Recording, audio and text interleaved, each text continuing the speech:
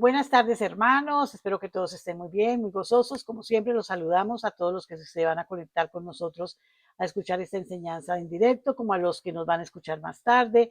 Es nuestro deseo que todas las cosas estén yendo bien en sus vidas. ¿Vas tú en dirección correcta? Es la pregunta de hoy. La Biblia dice en el Salmo 25, 4, 5, Señor, hazme conocer tus caminos, muéstrame tus sendas, encamíname en tu verdad, enséñame, tú eres mi Dios y Salvador, en ti pongo mi esperanza todo el día. La tendencia natural del ser humano es sentirse totalmente capaz de seguir su propia dirección en la vida y obtener el éxito. Esta es una característica que se ha transmitido de generación en generación a partir del momento en que Adán y Eva decidieron apartarse del camino que les había indicado su creador y seguir las instrucciones de Satanás. Las consecuencias, como todos sabemos, fueron desastrosas. De manera similar sufrió el pueblo de Israel debido a su desobediencia. Por medio del profeta Jeremías, Dios les recuerda lo que Él les ordenó el día que los sacó de la esclavitud de Egipto. Lo que sí les ordené fue lo siguiente: obedézcanme, así yo seré su Dios y ustedes serán mi pueblo. Condúzcanse conforme a todo lo que yo les ordené a fin de que les vaya bien. Sin embargo, los israelitas no siguieron sus instrucciones, así continuó diciendo Dios, pero no oyeron ni inclinaron su oído. Antes caminaron en sus propios consejos, en la dureza de su corazón malvado, y fueron hacia atrás y no hacia adelante. Los golpes y fracasos que sufrimos en la vida nos llevan a reconocer que somos incapaces de determinar cuál es la dirección correcta que debemos seguir.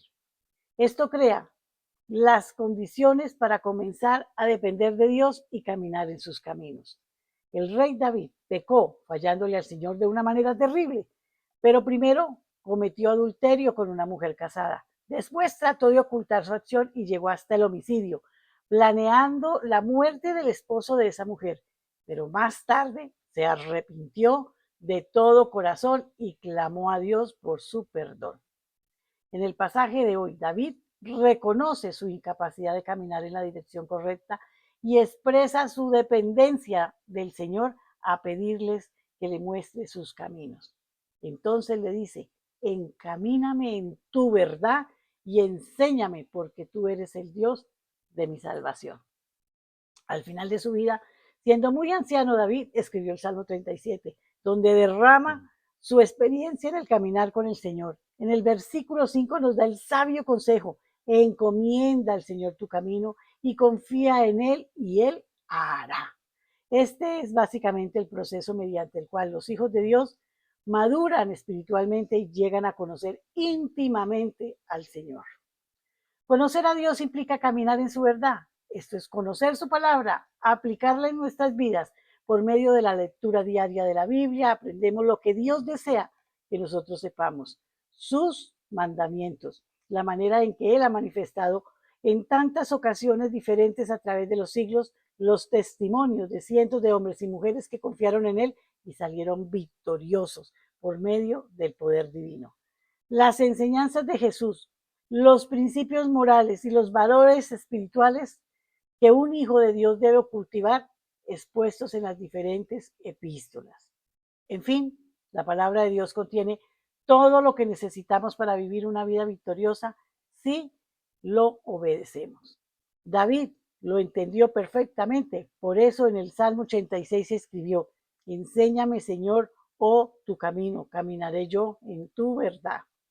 Entonces clama: afirma mi corazón para que tema tu nombre. Un corazón firme es aquel que confía plenamente en la dirección y en el amor de Dios, aquel en el cual el Espíritu Santo ha producido su fruto. Como resultado, sentimos el temor reverente al nombre del Señor y deseamos obedecerle y alabarle de todo corazón y glorificar su nombre con nuestro testimonio. David se desvió del camino recto y caminó en dirección opuesta a Dios por un tiempo, pero recapacitó y el Señor en su inmensa misericordia escuchó su clamor, lo perdonó y le mostró el camino de la verdad. La vida de David Es un gran ejemplo, un buen testimonio de la victoria que nos espera cuando rectificamos la dirección que llevamos y dejamos que Dios nos dirija. La Biblia cuenta que David murió en buena vejez, lleno de días de riqueza y de gloria. Haz del pasaje de hoy tu oración constante. Pide al Señor que te enseñe sus caminos, que te encamine en su verdad, que te guíe en la dirección correcta. Vamos a orar. Padre Santo, ayúdanos a caminar en tu verdad. Danos fuerzas para encomendarte nuestro camino y seguir la dirección que tienes para nosotros, que tú nos vas a indicar. Permítenos, Padre Santo, que nos lleguemos a deleitar en tu presencia, Padre Celestial, y que podamos disfrutar de tu inefable favor. Esto te lo pedimos en el nombre de Jesús. Amén y amén. Amén. Los dejo una vez más en compañía de nuestro amadísimo pastor. Amén, amén. Muy bien. Muy buena reflexión. Y esperamos que esta palabra con la que iniciamos hoy realmente nos lleve, nos alimente, nos indique cómo es que nosotros nos relacionamos con Dios. No podemos pretender pedirle al Señor, enséñame tus caminos y no leer la Biblia. Eso es absurdo, no tiene razón de ser. Hay personas que sencillamente se limitan a escuchar lo que los demás les dicen, pero fallan en el sentido de que no se pueden entrar en control de otros solamente porque están escuchando a otros y creen que esa persona es creíble totalmente, es infalible, y ahí es donde están los grandes errores porque se meten doctrinas que no son, se tergiversa la palabra, se convence a la gente de cosas, se llenan de ideologías, de pensamientos que no son, no, pero no de la dirección de Dios. Y solamente para aclarar algo, los mandamientos de Dios es todo lo que Él dice. La ley de Dios es todo lo que Él dice, no son mandamientos, 10 mandamientos o 613 mandamientos agregados después, sino todo lo que Él dice, sobre todo en el Nuevo Testamento que nos enseña a través de las epístolas de los diferentes escritores, apóstoles, nos enseña cómo vivir la vida reconociendo lo que está mal, dejando lo que está mal a un lado, porque nos deja nuestra propia disposición o voluntad y aceptando la corrección y caminando por donde Él nos indica. Ahora, uno tiene el derecho a escoger y a decidir qué es lo que quiere, pero Dios dice, yo te enseño lo que es, escoge esto, pero tú decides. Entonces, con esta introducción fabulosa, vamos a entrar el día de hoy, en el mensaje de hoy, y lo he puesto por título Los mejores días vienen, porque estamos hablando intrínsecamente de esperanza, de fe. O sea, si vienen es porque no están todavía, sino que vienen, pero ¿cómo los esperamos? Ahora no se trata de un pensamiento positivo concentrado en lo que yo quiero y yo deseo, sino en un pensamiento que está confirmado en las promesas de Dios, dependiendo siempre de lo que Dios quiere, de lo que Dios nos dice, de lo que Dios nos quiere dar, confiando en que Él nos quiere dar lo mejor, que eso es lo que vamos a comprender hoy un poco mejor, Dios mediante. Entonces, el tema de hoy pues tiene ese propósito, tiene ese objetivo, es producir ánimo en tiempos de dificultad, es invitar a las personas a usar su fe de una manera concreta, cierta, veraz, que le diga que Dios es real y que puede confiar plenamente en su palabra, en lo que dice a través de la Biblia. Lo que dice a través de la Biblia. Bueno, yo hablo a partir de la Biblia porque estoy convencido, a través de mis años de estudio, que la Biblia es la palabra de Dios. La he buscado, la he estudiado, la he escudriñado y confirmo, puedo decir que la Biblia es la palabra de Dios. Entonces, si usted no cree en la Biblia, pues esto no tiene sentido para usted. Ahora, lo que estamos viviendo y por qué el propósito es este, pues porque los tiempos que estamos viviendo son emocionalmente agotadores, que sin duda traen en su interior la intención de desmoralizar, de acabar sobre todo con la fe de las personas, invitándolas a enfocarse en los problemas que sobreabundan en la humanidad, en el mundo, y tanto nos enfocamos en ellos que los ponemos por encima de lo que Dios dice. O sea, predomina, domina todo lo que estamos viendo a través de información, por las redes, por todas las diferentes formas eh, que nosotros usamos para comunicarnos, para informarnos. Estamos recibiendo una cantidad de información, como hablaba con alguien ayer mismo, cuando lo veo me pongo de mal genio. Pues, que sencillamente es que le metemos a nuestra mente, en qué nos estamos enfocando, en qué nos estamos concentrando. Entonces, todo esto está diseñado para que nosotros pensemos en eso y olvidemos, pongamos de lado lo que Dios dice e ignoremos. Algunas personas ignoran totalmente lo que Dios dice a través de su palabra, que es lo que nos hablaba Cielo en su ejemplo de David. Entonces, aun cuando muchos podrían decir que estoy usando mal la palabra o voy a usar mal la palabra al citar escrituras del Antiguo Testamento, lo cierto es que la misma escritura dice sobre ella allá en la segunda carta de Timoteo, capítulo 3, versículo 16, perdón, dice toda la escritura, y cuando usted mira en su Biblia, la escritura está con E mayúscula, es decir, todo lo que está aquí como Biblia, Biblios, lo que se concentró como un solo libro, que son diversas cartas y libros escritos por diferentes autores en diferentes épocas, en diferentes lugares. Dios permite que se junte, que concuerde todo, que se encadene todo. Y entonces dice, toda la escritura es inspirada por Dios, toda es inspirada por Dios y útil para enseñar, para redarguir, para corregir, para instruir en justicia. ¿Cuál justicia? La justicia de Dios. ¿Qué es lo que debemos nosotros aprender? ¿Qué es la justicia para Dios? ¿Cómo funciona la justicia de acuerdo a Dios? Y es casi que en su totalidad muy diferente a la justicia del hombre. Entonces, el énfasis en toda la escritura es importante entenderlo bien. Usted no puede sacar un texto de contexto porque se vuelve un pretexto. Cuando uno estudia la Biblia, uno debe tener conocimiento, haberla leído, haberse informado, para que en su conjunto le dé una mejor respuesta sobre lo que usted está leyendo. Entonces, la escritura dice que toda fue inspirada por Dios, significa que fue a través de los hombres que Dios envía su mensaje, les dice lo que tienen que escribir, ellos lo escriben. Seguramente en esta carta Pablo, que le escribe a Timoteo, a su discípulo, hace referencia a la escritura del Viejo Testamento, porque la del Nuevo Testamento, pues apenas la estaban completando, ellos mismos la estaban escribiendo. Ahora, sin embargo, no se excluyen. Ellas dos son los dos testigos de los que habla el Señor. Que los dos testigos estén allí de frente cuando nosotros queramos interpretar la Biblia correctamente. Así que el uso correcto de toda la escritura es lo apropiado, es lo que nosotros debemos saber atar, concordar, unir en su contexto para conocer a Dios, saber lo que Dios hizo por la humanidad, por usted, por mí, conocer la verdad.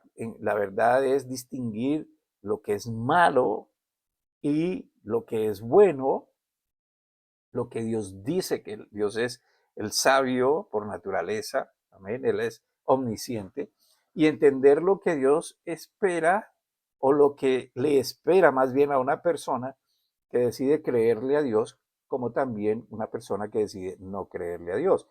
Me gustó el ejemplo que trajo Cielo, pues porque cuando David se concentró en su propia sabiduría, que fue estimulada por sus deseos, pues él se equivocó, hizo mucho mal. Pero, y usted puede leer a David, y David casi siempre estuvo preguntándole y consultándole a Dios todo, pero en esta ocasión él se olvidó de Dios, se basó en su sabiduría que estaba contaminada por sus emociones, por sus impulsos, y él tomó decisiones que tuvieron graves consecuencias. Entonces los problemas son el diario vivir, se presentan todo el tiempo. La semana pasada estuvimos hablando de las pruebas. Entonces son el diario vivir todos los días. Todos los días hay pruebas, hay problemas, hay tribulación, pero ¿cuál debe ser la actitud del creyente frente a ellos. Recuerde la definición de creyente. Creyente es el que le cree a Dios, no en Dios. Porque hasta el diablo cree, ¿amén? Pero no hace como Dios le dice. Entonces, qué debe hacer respecto a Dios el creyente en su propia vida? ¿Puede Dios ayudarme en estos momentos, en todo momento? Porque esos son interrogantes que aparecen por allá en el fondo de nuestros pensamientos, en medio de las tribulaciones, cuando tenemos que tomar una decisión, cuando estamos en algún problema, cuando hay alguna amenaza en nuestra vida. ¿Será que Dios sí me puede ayudar? ¿Y será que Dios me escucha? ¿Y será que Dios sí me está mirando? ¿Será que Dios sí puede hacer por mí? Son cosas que están allí. Eh, Usted clama a Dios allá en el fondo cuando tiene que tomar una decisión, será lo correcto, será lo no incorrecto, pero usted no está hablando con usted mismo, está hablando con el que todo lo sabe, con Dios. Entonces muchos de nuestros problemas se deben a nuestras malas decisiones o por causa de otras personas, las consecuencias que recibimos de las malas acciones de otras personas, y a veces estamos en problemas solo por el ataque de Satanás que quiere desestabilizar. Entonces Satanás, la forma de atacar de Satanás es causando pensamientos que nos llevan a concentrarnos en nosotros mismos, nuestra propia sabiduría. Y como les digo, en la mayor parte de los casos nuestra sabiduría está impulsada por emociones, por sentimientos.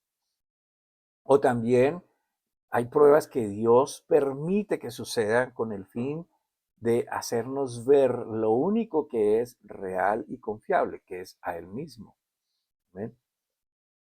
Entonces, hay personas, mire, yo he escuchado personas que dicen, es que Dios, yo sé que Dios provocó esta enfermedad en mí para que, mira, Dios no hace eso, la escritura misma atestigua de eso. La escritura dice que Dios no puede ser tentado y Él no tienta a nadie. Entonces, decir que yo soy tentado por Dios a través de una enfermedad o a través de una prueba difícil, pues eso es equivocado. Pero que Dios lo permite con una intención. Él, él aprovecha estas circunstancias para Él enseñarse, para Él mostrarse, para Él hacer que nosotros reconozcamos que Él es Dios. Entonces, mientras voy exponiendo el tema, le voy a pedir algo que haga, que, que, que de pronto le puede sonar raro, pero hágalo. Y es que vaya orando, hablando con Dios para que ilumine su entendimiento y lo ayude a depender más de Él. Sobre todo si está usted pasando por un problema ahora mismo, cualquiera sea su naturaleza. En la medida que vaya desarrollando el tema, pues usted va a entender mucho mejor cómo enfocar su oración. Porque Dios siempre tiene la salida, hermano. Dios siempre tiene la salida. Pero lo que sea que esté usted pasando, no dude en hablarlo con Dios. Tal vez no tenga una respuesta audible o una respuesta inmediata y una solución inmediata a sus asuntos, pero esto le ayudará primero a descargar esa gran carga emocional que de pronto usted puede estar llevando. En la medida que vayamos entrando en el tema, va a entender cómo poder descansar en esto. Yo confío en que eso va a pasar. Seguramente Dios le responderá de alguna manera que espero usted pueda entender que ha sido Dios, que ha sido Dios y pueda entender por qué la respuesta que Dios le está dando, porque a veces es muy contrario a lo que nosotros esperamos. Pero confíe, ore, hable con el Señor con seguridad, porque así lo dice, así lo promete, Él escucha. Ahora, la razón por la que le digo que ore es porque es promesa. Es promesa que Él escucha, primero. Es promesa que Él responde, segundo. Y es promesa que Él quiere lo mejor para nosotros, tercero. Porque cuando nosotros confiamos plenamente en Dios, hablamos a nuestra alma delante del Señor que está ahí y estamos hablando lo que Él ha dicho. Vamos a la palabra para ilustrar lo que estoy diciendo. La carta primera de Corintios, capítulo 1, versículos 8 al 10. Primera carta a los Corintios, capítulo 1, versículo 8 al 10.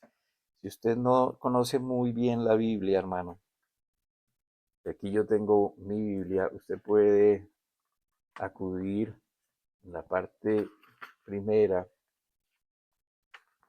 Voy a tomar un momentico este ejemplo para que las personas que pues, por primera vez estén mirando sepan. Ahí está el índice y usted va a encontrar en algunas discriminado Viejo, Antiguo Testamento, en otras Nuevo Testamento.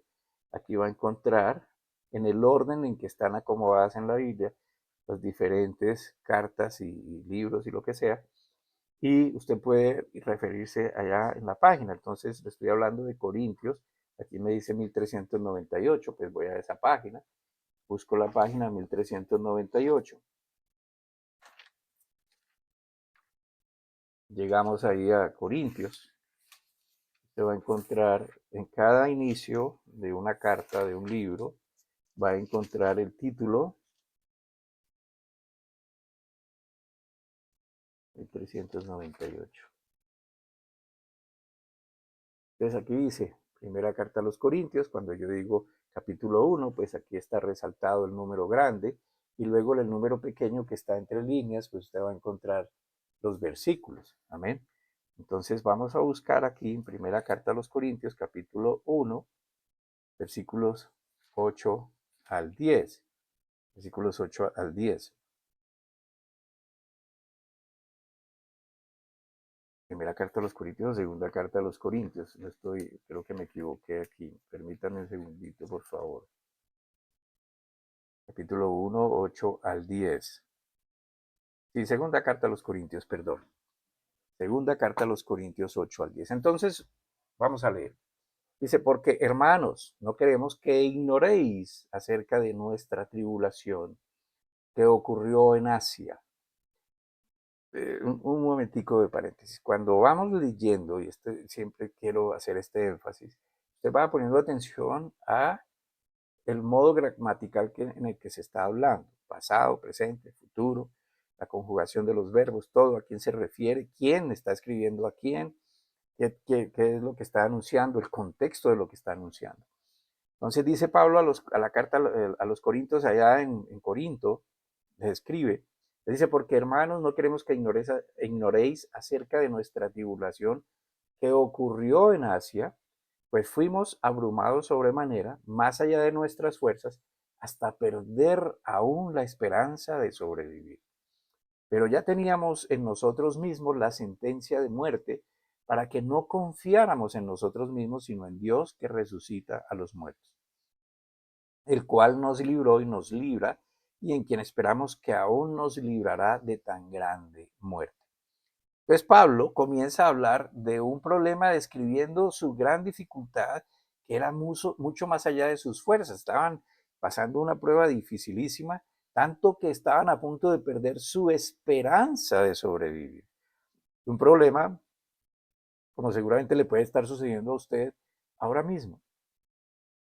Es abrumador lo que está viviendo. Usted ya no encuentra salida, usted ha usado todos los recursos, ha pensado, ha meditado, inclusive se ha asesorado, pero no encuentra una respuesta. Y usted como que quiere morirse, y usted como que está desfalleciendo, y como que ya no hay esperanza de nada. No encuentra solución, no hay aparente salida. Es más grande que sus fuerzas, que su sabiduría, que su capacidad.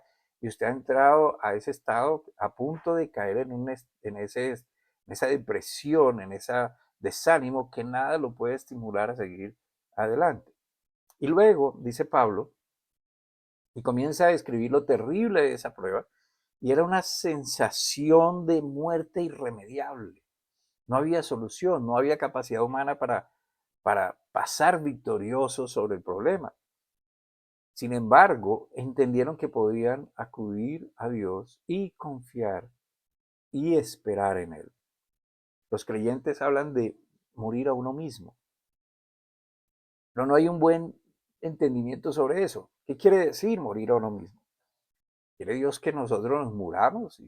No es tanto esto. Quiere decir básicamente en creer a Dios por encima de cualquier capacidad humana. Eso es usted humillarse, eso es usted mermar, eso es usted rendirse ante quién es su Dios, que es su Padre, cuáles son sus atributos y confiar plenamente en ellos. Pues Dios es todopoderoso. Si es todopoderoso, puede hacer lo que Él en su ciencia, en su sabiduría, sabe hacer. Todo lo sabe. Él está allí. Él es el que promete y cumple. Él es el que está permanentemente. ¿Amén? Entonces, por eso, Pablo, morir a uno mismo es calmo mis pensamientos, calmo mis emociones, me concentro en quién es y confío y espero en Él. Por eso, Pablo dice en el versículo 10, basándose en su propia experiencia en Dios, porque él era antes perseguidor de todo el que se llamara cristiano, no importaba su género, su edad, no importaba nada, su posición social, él tenía influencia del gobierno de ese tiempo, tanto religioso como del Estado, que eran los romanos, el Imperio Romano, y el gobierno judío, que eran los jerarcas de la iglesia, y él tenía esa influencia y tenía ese poder respaldándolo y hacía que eliminaran a todos los que pensaran y creyeran diferente a él, cuando él se llamaba Saulo. Entonces Pablo aprende, después de que tiene el encuentro con el Señor allí en el camino por el que va a, se me olvidó el nombre de la ciudad, bueno, y Jesús le aparece en medio de una luz y le habla y él cae postrado y reconoce esa deidad y él dice, Señor, y Jesús le dice, tú me persigues a mí cuando persigues a cualquiera de ellos.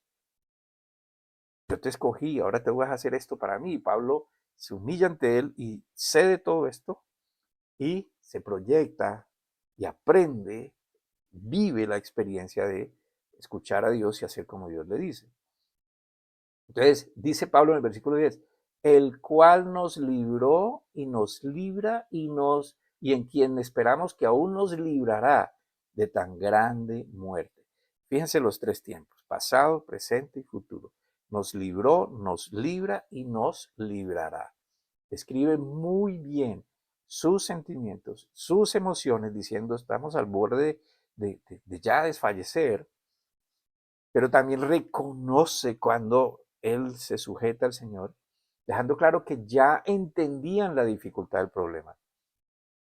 Él no define cuál es el problema, no lo describe, pero que era tan grande que ellos sentían ya morir, literalmente. Pero también deja muy claro que eso estaba pasando principalmente para seguir aprendiendo a confiar en Dios. Es decir, la prueba, él dice, intrínsecamente está diciendo, Él me libró, Él me libra, Él me librará. Entonces él deja claro y él sabe y expresa que él sabe que su Dios lo está librando y lo va a librar. Eso es confiar en Dios.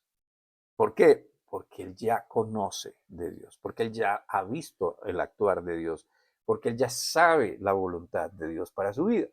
Amén. Ya los había librado, ya los seguirá librando de semejante condición, tanto física como emocionalmente y espiritualmente, por supuesto. Si usted nota, entonces Pablo dice, nos libró, nos libra y nos librará. Pero ¿por qué dice nos libra si está manifestando ese estado emocional agónico? Es decir, si es evidente que le están pasando muy mal. Pues la respuesta es simple, porque Pablo primero describe el estado del alma humana cuando no se tiene fe, amén. Es decir, él está hablando de, de esta persona que está viviendo la agonía, la tristeza, la ansiedad, y eso es una persona que está dependiendo de él mismo, de sus emociones, de sus sentimientos, y él describe eso. Entonces él no está concentrado en Dios, está concentrado en él, amén. Y luego describe, sigue hablando de cómo solucionar ese estado por medio de la fe, de la confianza y experiencia de vida en Dios. Entonces él pasa de esta agonía a decir, pero Dios me libró, Dios me libra, Dios me librará. Entonces, él nos está enseñando, dejo esto atrás, esto es lo que estoy viviendo, esto es lo lógico para mi entendimiento, pero mi fe en Él me dice que Él está ahí, que Él ha actuado, que Él actúa y que Él actuará. Es una gran enseñanza, es muy linda enseñanza, porque esto es lo que nosotros tenemos que aprender a hacer. ¿Sí? Usted puede estar pasando lo que sea, si usted se concentra en lo que sea, pues esto lo va a mermar, lo va a enfermar, lo va a disminuir, le va a quitar su capacidad, lo va a ir deteriorando de diferentes maneras. Pero si usted aprende con lo que Dios le ha dicho, con lo que usted conoce de Dios, a dominar estas emociones, estos sentimientos y esos pensamientos, pues usted comienza a salir victorioso porque Dios lo va a sacar, lo va sacando de ese estado y le va mostrando cómo Él es que actúa. Puede que usted diga, no, es que yo pude, es que encontré la solución. ¿Sí? Ahí es lo que usted debe entender y reconocer la presencia de Dios. Porque usted nunca va a ver a Dios en esta carne. De esa manera, o sea, visible físicamente no lo va a ver. Pero si usted sabe y cree a Dios, pues usted sabe que es Dios actuando. Entonces, este relato de Pablo, como toda la escritura, nos enseña la actitud del que cree a Dios. Escuche, cree a Dios, no en Dios. Es saber que Dios nos libró de la condenación eterna, primero, nos libra y nos seguirá librando de todo aquello que atenta, que amenaza que yo pueda seguir teniendo esa relación con Dios, esa fe en Dios. Si usted vive su vida como lo vivió David, concentrado en lo que Dios le estaba enseñando, hermano, va a ver cómo Dios actúa. De resto, usted está practicando una religión que simplemente le estimula a que usted tiene que esforzarse física e intelectualmente a hacer cosas para que Dios de pronto se acuerde de usted. Entonces es la postura hacia los problemas y los retos de la vida. Por eso usted puede usar lo que está escrito como su oración personal. Le voy a dar un ejemplo. Usted, sin duda aquí Pablo es conocedor de lo escrito en el Antiguo Testamento. Él dice, yo soy fariseo de fariseos. Yo estuve educado a los pies de Gamaliel. Gamaliel era un erudito en la ley. Entonces Pablo sabe lo que está hablando. Pablo conoce lo que es el Antiguo Testamento. Conoce el Pentateuco, los 5 primeros libros, que son Génesis, Éxodo, Números, Deuteronomio y se me olvidó el otro. Conoce lo que dicen los profetas, conoce lo que está escrito por los mayores, los menores, conoce los libros poéticos, como son Proverbios, Salmos, Eclesiastés. En fin, él sabe, él conoce la escritura que hasta ahora tenían ellos. Y por supuesto, pues entonces Pablo se basa en lo que ya conoce. Entonces él dice lo mismo que yo estoy diciendo ahora. Por ejemplo, o sea, él dice, él se apoya en lo que conoce. Yo lo estoy invitando a que use lo que está escrito. El Salmo 91 es un buen recurso para su oración personal. Usted puede usarla como propia. Recuerde que hay varias traducciones al español de la Biblia. La mayoría de las personas tienen la versión Reina Valera.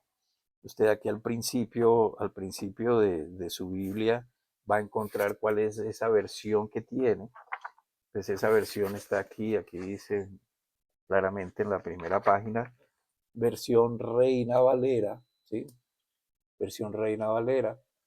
Yo tengo otra que es esta otra nueva versión internacional. ¿Ven? Y tengo varias en el computador porque son todas traducciones. Entonces tengo diccionarios del hebreo, del griego, del arameo al español. Como tengo otros recursos, entonces puedo concretar mejor lo que está enseñando la Biblia en el original. ¿Amén? El original fue escrito en griego, hebreo y arameo. Pero lo demás es todo traducción, en inglés, en español, en portugués, lo que sea. Y en español tenemos varias versiones. Y hay unas que facilitan más la lectura que otras. La Reina Valera está escrita en un español antiguo, pero también la Reina Valera tiene varias traducciones, algunas más sencillas que otras. Entonces, la versión que le voy a usar ahorita, que voy a hablar ahorita, está un poco más fácil, más exacta al original de lo que para que uno pueda entender mejor. Y ahora, si usted lee en su Biblia, que espero sea la Reina Valera, el Salmo 91, lea del 1 al 9 y va a encontrar una interpretación más sencilla en la que yo le voy a leer, que es la nueva versión perfeccionada. Salmo 91 va a leer del 1 al 9 para que nos ubiquemos. Mire cómo dice esto. Reposo en tu amparo, todopoderoso. La Reina Valera empieza el que habita el abrigo del Altísimo. Entonces aquí él se lo toma más personal y dice, yo reposo en tu amparo, todopoderoso. Resalta los atributos, uno de los atributos de Dios. Reposo en tu amparo todopoderoso. Permanezco en ti, Señor, mi refugio, mi fortaleza, mi Dios, mi confianza. Tú me libras del lazo del cazador, de la peste destructora. Con tus plumas me cubres y debajo de tus alas estoy seguro. Escudo y defensa es tu verdad. No temo al terror nocturno, ni saeta que huele de día, ni pestilencia que anda en oscuridad, ni mortandad que en medio del día destruye. De aquí atacan los adversarios 10,000 a la derecha, mas a mí no llegan. Ciertamente con mis ojos miro y veo la recompensa de los impíos, porque he puesto en el Señor mi esperanza. El Altísimo es mi habitación. Entonces usted puede coger esto y lo puede orar, hablarlo para usted mismo delante de Dios. Ahora, tenga cuidado. No se trata de leerlo como un agüero, como una tradición más, como que si lo leo me va a ir bien. Es cogerlo, es personalizarlo, es expresar como si fuera propio, es hacer de ello el diálogo genuino, íntimo, en la presencia de Dios sobre su propia vida. Usted aprende a hablarle a su alma, porque usted es el primero que se escucha, delante de Dios y le expresa su confianza y asimismo su mente y su ser completo se va retroalimentando, se va nutriendo de lo que Dios ha inspirado en los hombres para que lo manifiesten. Es lo que usted cree que Dios le dice. Otra cosa que quiero recalcar sobre lo que Pablo está declarando desde su fe en Dios, intrínsecamente deja claro que no importa la prueba, no importa el problema, no importa dónde esté, quién esté alrededor, quiénes sean sus adversarios, su paz llega cuando su ser completo, cuando usted mismo completamente se concentra en Dios. Porque esas situaciones, aun cuando son desagradables y ninguno quiere vivirlas, y cuando se cree plenamente en Dios, la fe se revitaliza, pero asimismo su alma y asimismo su cuerpo lo expresa. Es la razón por la que Santiago dice, allá en Santiago, la carta de Santiago capítulo 1, versículos 2 al 4, Santiago dice, hermanos míos, tened por sumo gozo cuando os halléis en diversas pruebas, sabiendo que la prueba de vuestra fe produce paciencia, mas tenga la paciencia su obra completa, para que seáis perfectos y cabales sin que os falte nada. Voy a aclarar que Dios no quiere que nosotros vivamos pruebas que nos lleven a dudar. Eso queda claro, eso está expreso. Allá en Jeremías capítulo 29, versículo 11 dice, porque yo sé los planes que tengo para vosotros, dice el Señor, planes de bienestar y no de mal, para darles porvenir y esperanza. O sea que lo que Dios quiere para nosotros es bueno. Entonces, ¿por qué suceden las cosas? Como les dije, algunas cosas pasan por nuestros propios errores, otras por errores de otros, otras porque Satanás está empeñado en hacer que nosotros dudemos de Dios y nos apartemos de él, otras porque sencillamente Dios permite pruebas, como por ejemplo lo que vivió Job. ¿Sí? Dios permitió que Job viviera esto porque Job no tenía un conocimiento personal con Dios. Él decía, de oídas yo te había oído. Yo enseñaba lo que no entendía, lo que no conocía. Ahora sé quién eres tú. Empezó en medio de la prueba a conocer de Dios y Dios finalmente lo sacó en una gran bendición. En todo Dios tiene algo que sacar de nosotros o producir de nosotros. ¿Ven? Así que no se lamente. Yo sé que, mire, yo he vivido las pruebas. Los que me conocen saben lo que yo he vivido. Pero en medio de esa prueba yo conocí de Dios. Yo aprendí a relacionarme con Dios. Quise conocer a Dios. Le dije en mi ignorancia completa de Dios, dije, pues si tú eres lo que yo estoy experimentando ahora, yo le quiero enseñar a la gente. Y ahora quiero dedicar mi vida a eso. Ahora el Señor cogió esto literal y me puso en eso. Yo no sabía, yo no tenía ni idea, yo nunca aspiré a ser pastor, pero Él me puso allí. Y me puso allí, lo digo porque los que saben mi historia saben que fue así. Yo no quise esto. pero Dios lo quiso. Entonces Dios tiene algo que hacer de nosotros, amén, que sacar de nosotros. Entonces cuando vienen las pruebas, como hablaba el sábado pasado, estamos siendo purificados en la fe en Él. Nos damos cuenta nosotros mismos en qué realmente estamos creyendo.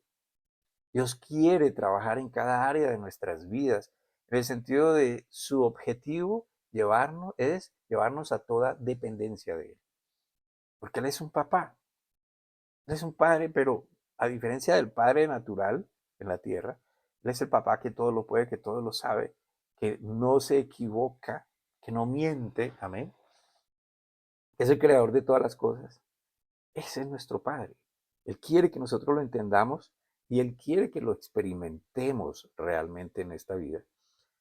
Entonces yo no puedo decir que creo a Dios, por ejemplo, cuando estoy recurriendo a toda clase de información sobre los últimos tiempos, haciendo planes de sobrevivencia, tomando atenta nota de cómo aprender a vivir, de cómo prepararme para los desastres que vienen.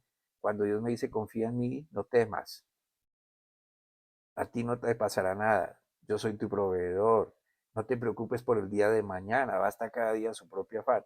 Entonces, yo no puedo decir que tengo una dependencia completa de Dios cuando yo, pero un momentico, si tú me dices, pero espere, yo me preparo. Yo no estoy diciendo que no hagamos, que no seamos precavidos, que no nos preparemos y aprendamos cosas, pero otra cosa es, yo voy a depender más de mis fuerzas que lo que tú me dices. O recurrir al indio amazónico, al que lee el tabaco, o a la angeleología, o a la ubicación del triángulo en la casa para que esto y acomodar las cosas para que el Shen Shui, yo no me acuerdo cómo se llama eso. A ver, ¿usted aprende a depender de Dios o no? ¿O usted confía más en su sabiduría o en la sabiduría de los hombres? Cuando la palabra me advierte que no lo haga. Entonces, no es malo aprender de todo. La fe se destaca en saber que donde yo esté en medio de cualquier circunstancia, en el tiempo que sea, Dios es mi Padre, que me ama y me provee de todo lo que yo necesito, tanto espiritual como emocional y físicamente. Entonces, la Biblia misma me dice, mírelo todo, estúdielo todo, obsérvelo todo, pero deseche lo que no es bueno y aliméntese de lo que es bueno. No todo conviene, no todo edifica, dice la palabra de Dios. Entonces, si Él es la fuente de la sabiduría, pues ¿a quién voy a acudir? ¿A quién voy a ir? Si Él es el Todopoderoso, pues ¿a quién voy a ir? Si Él es el que quiere guiarme y proveerme de todo, pues ¿a quién voy a ir? Amén. Yo no veo en la Biblia ni a Pablo, ni a Daniel, ni a Moisés, ni a Pedro, ni a Jeremías, ni a Isaías, ni a Juan, ni etcétera, etcétera, tomando toda clase de medidas para preservar sus vidas. Ellos solo confiaron, hicieron como Dios les dijo y llegaron hasta donde Dios les permitió en esta tierra. Así que el punto es aprender a vivir esta vida confiados plenamente de la absoluta provisión de Dios. Si usted está en un proceso médico, yo no le estoy diciendo que deje el proceso médico y ya. No, porque Dios dio la inteligencia y la sabiduría y los médicos y los que producen todo esto pues saben lo que están haciendo. En algunos casos no. Pero por encima de todo, cuando yo voy al médico, lo que hago es, Señor, gracias porque estoy en tus manos. Tú eres mi sanador. Y los medios que tú usas para sanarme los recibo porque tú eres el que me provee. Amén. Entonces confío, hermano, en que este corto tiempo, en este lapso de tiempo que espero usted le esté dedicando al Señor con todo su ser, la palabra del Señor, al exponer la palabra del Señor y su ilustración, le ayude como me ayuda a mí a fortalecerse en Él. Que su fe prospere en la confianza plena de saber que Dios lo amó, lo ama y lo amará por siempre. Muy bien, espero que siga conectado con nosotros. Suscríbase a nuestro canal en YouTube. eh, y si tiene alguna inquietud, hermano, pues escríbame a los que tienen mi número de celular, pues escríbame. Con mucho gusto compartimos o al correo que le estoy poniendo ahora mismo. Y de antemano agradecemos mucho las personas que, mm, a pesar de todo, nos siguen soportando económicamente, que nos siguen ayudando, sobre todo para poder ayudar a otros. Y por favor, simplemente oremos. Padre bendito Dios, te damos gracias por tu palabra, por tu voluntad, por tu deseo de que todo nos vaya bien. Damos gracias por tu presencia en nuestras vidas y te pedimos, Señor, que nunca nos dejes ni a izquierda ni a derecha, sino que nos lleves de tu mano, aun cuando nosotros queramos soltarla. En el nombre de Cristo Jesús. Amén.